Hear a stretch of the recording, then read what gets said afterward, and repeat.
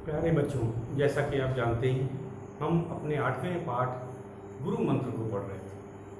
कल हमने इस पाठ का पठन करके आपको इसकी व्याख्या की थी, इसका अर्थ समझाया था।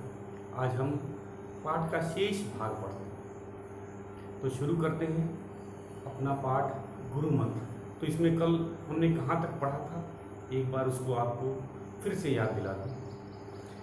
हमने देखा कि एक बार गुरु गोविंद सिंह पटना जा रहे थे और रास्ते में उन्हें विश्राम की ज़रूरत पड़ी। हम जानते हैं रात्रि में कोई यात्रा नहीं करता था पहले, तो उन्होंने सोचा जो गांव है वहीं पे ठहर लिया जाए। और गांव का जो ज़मींदार था वो उनका शिष्य था। शिष्य कौन होता है? शिष्य वह व्यक्ति होता है जो अपने गुरु का अनुसरण करता है, उसकी कही बात को मानता है। और जब उनके शिष्य को पता चला कि गुरु जी आज रात उनके घर में रहेंगे, तो वह भी बड़ा खुश हुआ। उसे तो अपनी किस्मत पे भी भरोसा नहीं हो रहा था कि कभी ऐसा दिन भी आ सकता है कि गुरु मेरे घर स्वयं आए। फिर हमने क्या देखा कि उनका शिष्य जो ज़मींदार था वह और उसका पूरा परिवार गुरु की सेवा में लग गया। सब लोग चाहते थे कि गुरु उनको कुछ आज्ञा दे ताकि वे उसे पूरा कर सकें। ज़मींदार भी हाथ जोड़े खड़ा था। तभी गुरु जी ने कहा कि उन्हें एक गिलास पानी की आवश्यकता है। ज़मींदार ने तुरंत अपने पुत्र को कहा, पुत्र जाओ, आप एक गिलास पानी लेके आओ, क्योंकि गुरु की सेवा का सौभाग्य बहुत कम लोगों को मिलता है और मैं ये सौभाग्य आपको दे रहा हूँ। उनका बड़ा पुत्र क्या किया, वो पानी लाने के लिए चला जाता। इस बीच में जमींदार कहता है, गुरुजी आज तक इसने कभी किसी को पानी नहीं दिया, इसने कभी किसी की सेवा नहीं की। ये आपके आने पर आज ये पहली बार आपको पानी दे रहा है, या किसी भी इंसान की ये पहली बार सेवा कर रहा है।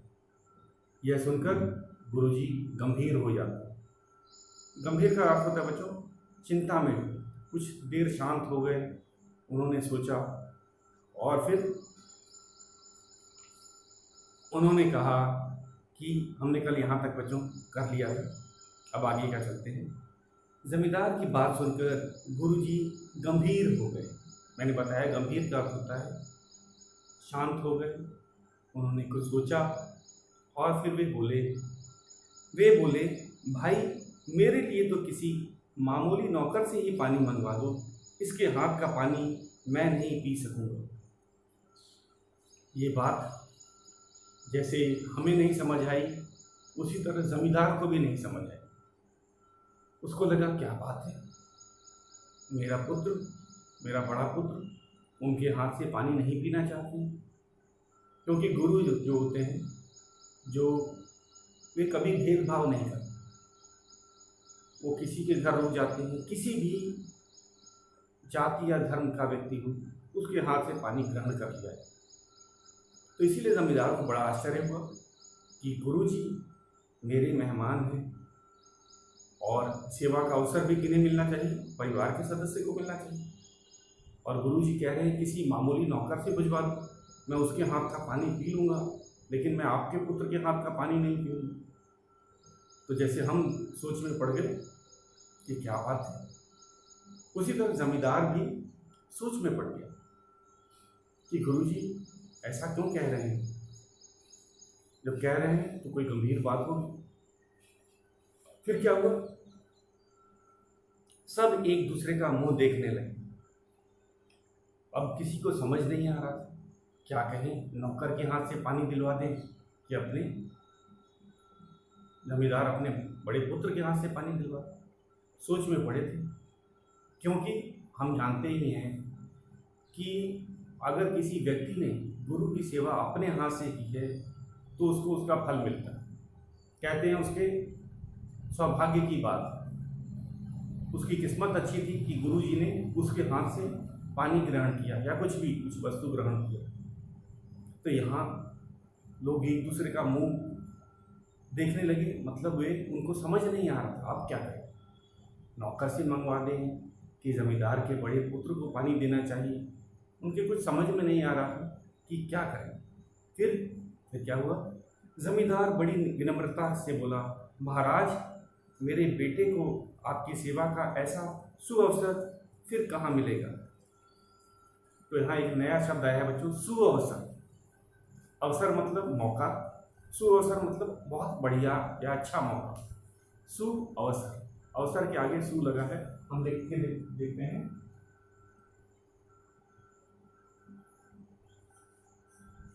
सु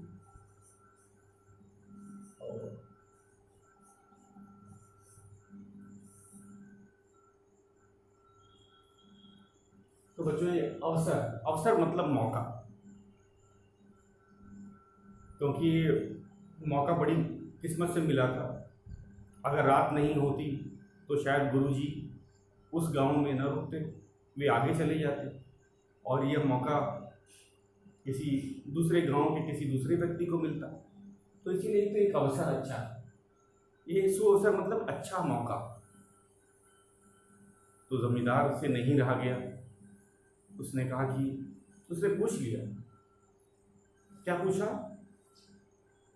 कि आप मेरे ही पुत्र के हाथ से पानी ग्रहण कर लेते तो ये बहुत अच्छा होता, क्योंकि फिर इसके बाद पता नहीं मेरे बेटे को ऐसा मौका कब मिले, इतना अच्छा सुअवसर कब मिले। तो नया शब्द है बच्चों, सुअवसर का अर्थ होता है अच्छा अवसर, अच्छा मौका। आप उसके हाथ से पानी पी लेंगे तो वह धन्य हो जाएगा। धन्य मतलब कृतज्ञ, बड़ाई के योग्य, धन्य को कहते हैं बड़ाई के योग्य, कृतज्ञ। कृतज्ञ जरा मुश्किल शब्द है। तो उन्होंने कहा कि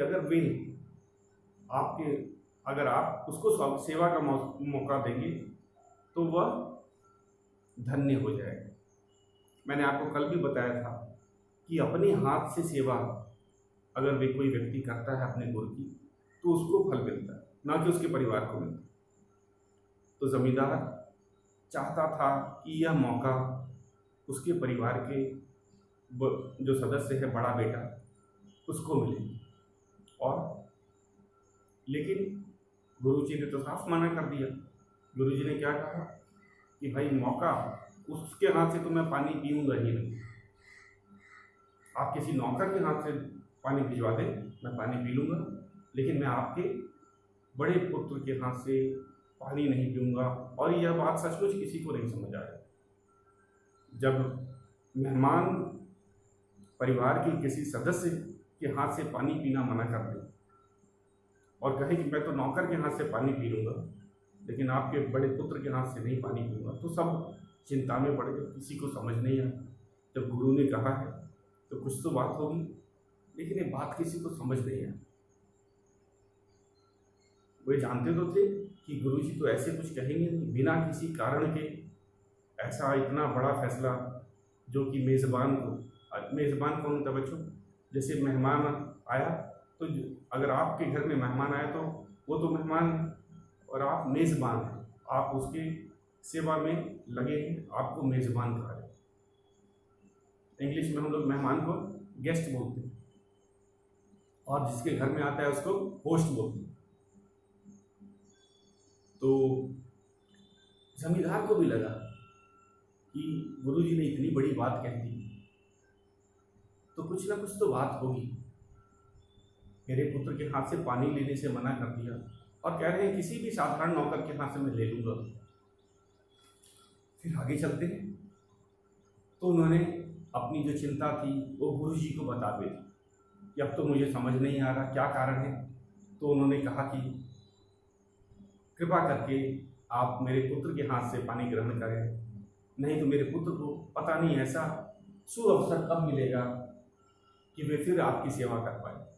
इस बार एक तरह से उसने प्रश्न पूछा है गुरुजी से, उसको समझ तो नहीं आ रहा था क्या कारण है, तो इसमें कौन रास्ता दिखाएगा। तो उसने कहा गुरुजी सामने ही हैं, गुरुजी से ही पूछ लेते हैं। तो एक तरह से उसने बताया कि गुरुजी अब आप ही बताइए, अब उसको कैसे मौका मिलेगा, आज कितना अच्छा अवसर है, अगर आप एक बार उसको मौका देते पानी देने का तो वो धन्य हो जाता। धन्य क्या है कि कृतज्ञ हो जाता, पढ़ाई के योग्य। धन्य का अर्थ होता है अपने आप को किस्मत वाला मानो। धन्य हम ये भी कह सकते हैं, कभी हम होते कोई काम करके हमें बहुत अच्छा लगता, हमें पता है, तो यही बात उन्होंने गुरुजी के आगे रख दी। फिर क्या हुआ, बेटे ने पानी का गिलास गुरुजी की ओर बढ़ाया, पर गुरुजी ने ग्रहण नहीं किया। गुरुजी ने अभी तक कारण नहीं बताया था कि किस कारण से वह पानी ही नहीं ले रहे।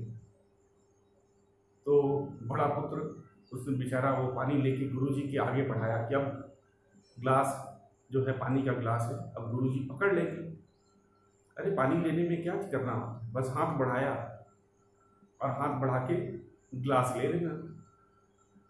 चाहे वो कोई भी व्यक्ति हो, चाहे वो नौकर हो, चाहे मालिक हो, चाहे मालिक का पुत्र हो, कोई अंतर तो नहीं होता। तो उनको समझ आ नहीं रहा था। गुरुजी से जमींदार ने पूछ तक लिया, आप मेरे पुत्र को मौका दीजिए। इस बार बड़े पुत्र ने, ये सारा कुछ बड़ा पुत्र भी सुन रहा था, उससे नहीं रहा गया। उसने जो पानी का गिलास लाया था गुरुजी की ओर आगे बढ़ा दिया, लीजिए गुरुजी। फिर क्या हुआ, और गुरुजी ने उसे ग्रहण नहीं किया। सोच लो, तुम्हें कोई, आप मेहमान आपके घर में आए, आप पानी दो उसको, और उसने मना कर दिया। उसको प्यास लगी हुई है, गुरुजी को प्यास लगी थी, इसीलिए तो पानी मंगवाया था। लेकिन जब आपने हाथ बढ़ाया गुरुजी को देने के लिए, गुरुजी ने मना कर दिया, नहीं। अब चलते हैं कारण में। अब वे उसका कारण बताते हैं कि अब तक उन्होंने नौकर के हाथ से पानी लेना मान लिया था, स्वीकार कर लिया था, लेकिन जमींदार के बड़े पुत्र के हाथ से पानी क्यों नहीं लिया, अब उसका कारण भी बताते हैं। वे बोले, तुम्हारे हाथ पवित्र नहीं, मैं तुम्हारे हाथ का पानी नहीं पी सकता।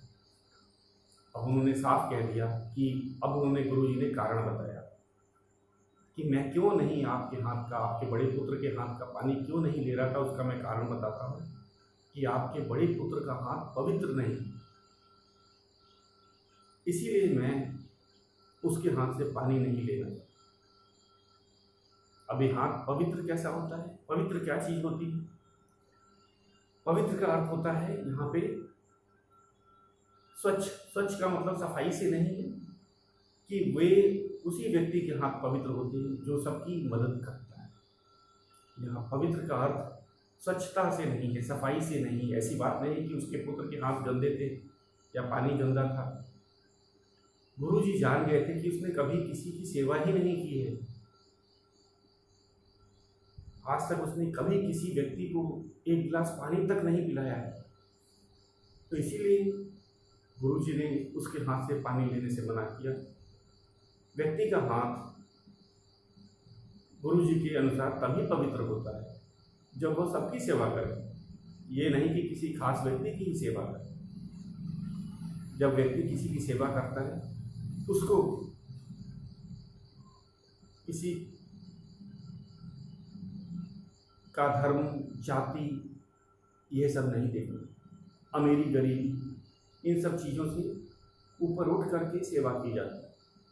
सिख धर्म में मैंने आपको बताया, सब धर्मों के लोगों को एक समान दृष्टि से देखा जाता है।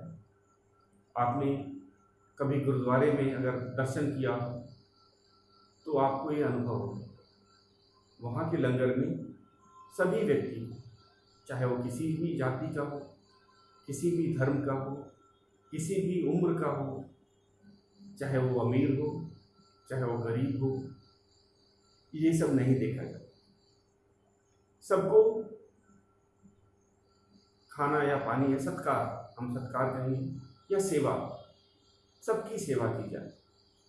यहाँ सेवा का अर्थ है खाना पीना और सेवा सत्कार सेवा।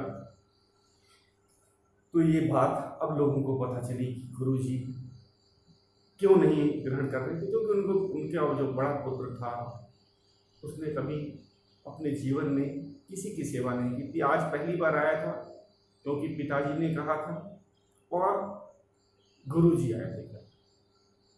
गुरु का सब अनुसरण करते थे, उनके पिता भी जो जमींदार थे वे भी अनुसरण करते थे। अनुसरण मतलब उनकी बात मानना, उनकी कहे पे चलना।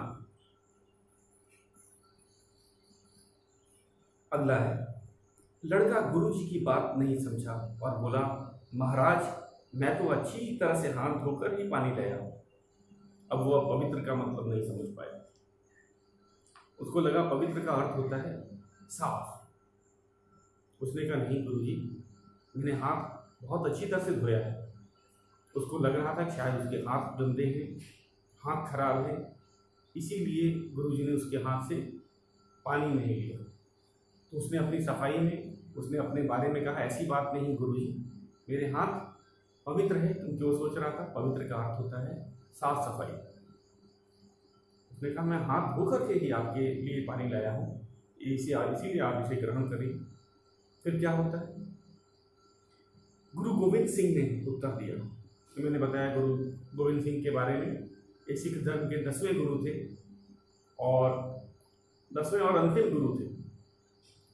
इन्होंने इनका जन्म भी पटना में हुआ था और ये देश भर में घूम के लोगों को सिख धर्म के बारे में बताते थे। और सभी धर्मों का निचोड़ एक ही होता है, चाहे वह कोई भी धर्म हो, चाहे वो हिंदू धर्म हो, मुस्लिम धर्म हो, ईसाई धर्म हो,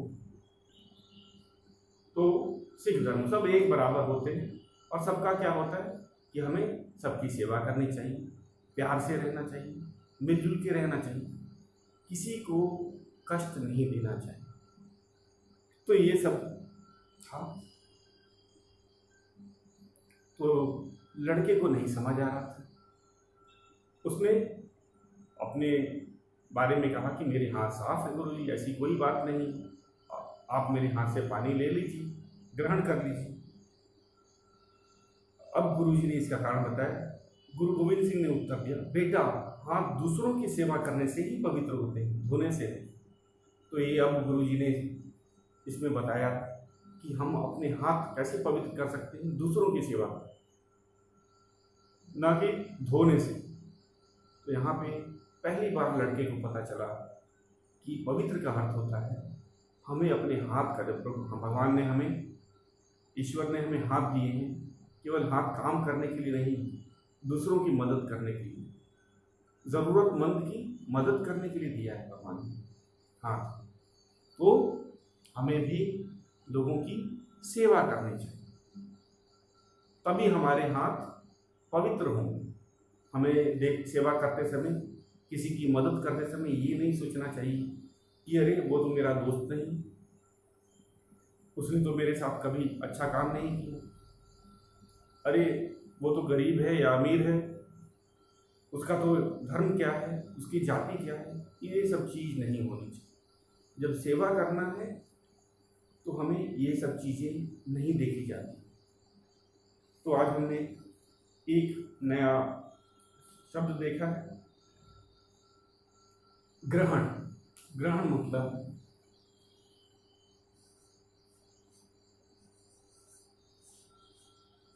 स्वीकार करना। ग्रहण का अर्थ होता है बच्चों स्वीकार करना, ले लेना। तो जब जमींदार के बड़े पुत्र ने क्लास दिया कि लीजिए, तो उन्होंने स्वीकार नहीं किया, लिया नहीं। ग्रहण का क्या अर्थ होता है, स्वीकार नहीं करना, मना कर देना।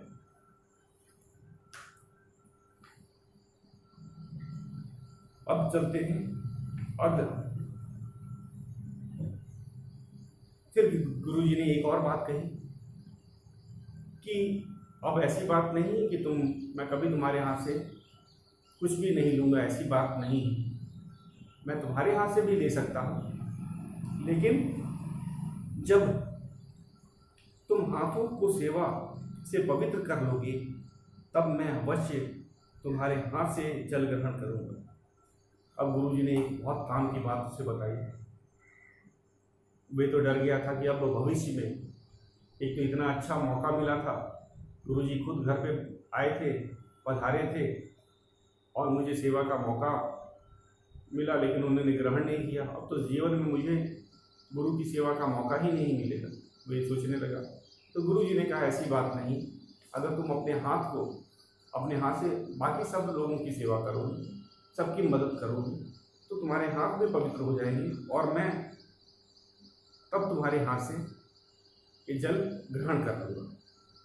तो उन्होंने कारण भी बताया कि मैं तुम्हारे हाथ से भी जल ग्रहण कर सकता हूँ, लेकिन आपको दूसरों की सेवा करनी होगी, दूसरों की सेवा करके अपने हाथ को पवित्र करना होगा, तब मैं आपके हाथ से भी जल ले लूँगा। तो ये था बच्चों गुरु जी की सीख। एक तरह से देखा जाए उन्होंने सीख दी थी। हम लोग केवल पानी के गिलास और पानी ग्रहण नहीं करना, इसको मान के चल रहे थे। गुरु जी ने बता दिया था, गुरु जी का जो मंत्र था वो एकदम साफ था। उन्होंने कहा था कि अगर आपको हर व्यक्ति को, केवल जमींदार के बड़े व्यक्ति के लिए नहीं कहा है, उन्होंने कहा कि हर व्यक्ति को ज़रूरतमंद की मदद करनी चाहिए। जो भी उसके घर या उसके पास आता है मदद मांगने, तो हमें ये नहीं देखना चाहिए कि व्यक्ति किस धर्म का है, अमीर है कि गरीब है, मेरा मित्र है कि नहीं है, छोटा है, बड़ा है, बूढ़ा है, ये नहीं देखना चाहिए। हमें बस उसकी मदद करनी चाहिए, सेवा करनी चाहिए, चाहे वो एक गिलास पानी देने की ही बात क्यों ना। तो ये था गुरु जी का मंत्र। अब जमींदार के लड़के को, यहाँ तक कि शायद जमींदार को भी ये पता नहीं था ये बात कि हाथ कैसे पवित्र होते हैं। जमींदार को तो शायद ये भी नहीं पता था कि उसके बड़े पुत्र के हाथ पवित्र नहीं थे, क्योंकि वो भी सोच में पड़ गया कि गुरुजी मेरे मेहमान हैं और मेरे ही बड़े पुत्र के हाथ से पानी नहीं ले रहे। तो गुरुजी ने एक तरह से गुरु मंत्र दिया। गुरु मंत्र वह वाणी होती है जिसको उनके जो शिष्य हैं, जो शिष्य कौन होते हैं, जो उनका अनुसरण करते हैं, जो उनकी बातों को मानते हैं। तो उन्होंने गुरु मंत्र दिया कि हमें सबकी मदद करनी चाहिए, ये नहीं कि कुछ खास लोगों की ही मदद करनी चाहिए। गुरुजी खास थे, उनसे बड़े थे, उनके पिताजी उनको गुरु मानते थे और पिताजी की आज्ञा थी, आदेश दिया था पिताजी ने, तो इसीलिए वे दौड़ के सेवा करने के लिए आया। तो ऐसी बात नहीं थी, हमें समाज में सब लोगों की मदद करनी चाहिए और मदद करते समय यह नहीं सोचना चाहिए कि भविष्य में वो भी मेरी मदद करे। तो सेवा भाव में ऐसा होता है कि व्यक्ति बिना किसी फल के, बिना कुछ मिलने के या बिना कुछ लाभ के दूसरे की मदद करता है। तो ये सभी धर्म सिखाते, ये जो ये बात है ये संसार के सभी धर्म लोगों को बताते हैं। फिर क्या हुआ, जमींदार के बेटे की आंख भर आई। अब उसको समझ आया, आंख भर आना मतलब क्या होता है बच्चों, आंसू आ जाना, आंख में आंसू आ जाना, एक मुहावरा है। आंख भर आना क्या होता है, आंख में आंसू आ जाना। आंसू क्यों आ गए थे, अब उसको समझ आया कि अब तक उसको ये बात पता नहीं थी, उसको आज तक यह बात किसी ने बताई नहीं थी कि मनुष्यों को, चाहे वो अमीर जमींदार का ही पुत्र क्यों ना हो, उसे सबकी सेवा करनी चाहिए। सेवा करने वाला किसी भी धर्म का हो सकता है और सेवा किसी भी धर्म जाति के लिए की जा सकती है, इसके लिए कोई बंधन नहीं होता। तो उसको अपनी गलती का अनुभव हो, एहसास हो। इसीलिए एक मुहावरा है, आंखों में आंसू भर आना, इसका अर्थ होता है आंखें भर आना। मुहावरा है आंखें भर आना, इसका अर्थ होता है आंखों में आंसू आ जाना। उसे गुरु मंत्र मिल गया था, यही गुरु मंत्र था। क्या गुरु मंत्र था, कि हमें सबकी सेवा करनी चाहिए। उस दिन से उसने जीवन भर दूसरों की सेवा करने का व्रत ले लिया। व्रत मतलब संकल्प।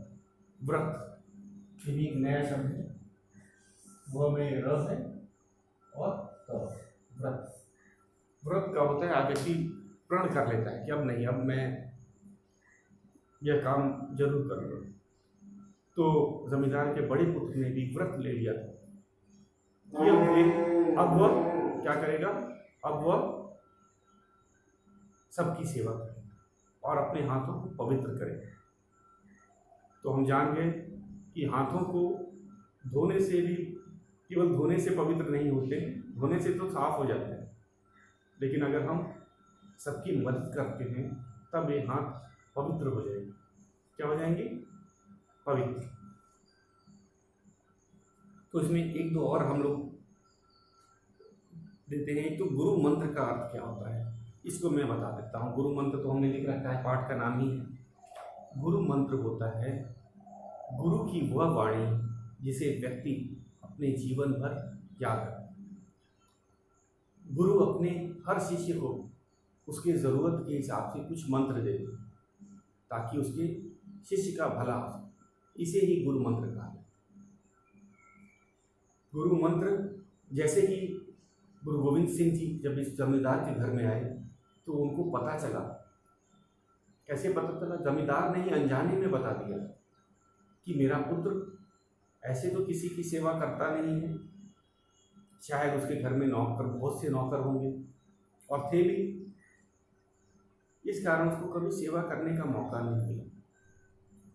बात ये सेवा करने का मौका की बात नहीं, व्यक्ति को सोचना चाहिए कि हमें अपने हाथ से दूसरों का भला करते रहना चाहिए, चाहे आप अमीर हो चाहे गरीब हो। जो आपके समर्थ में है, जो आप कर सकते हो, वो करना चाहिए।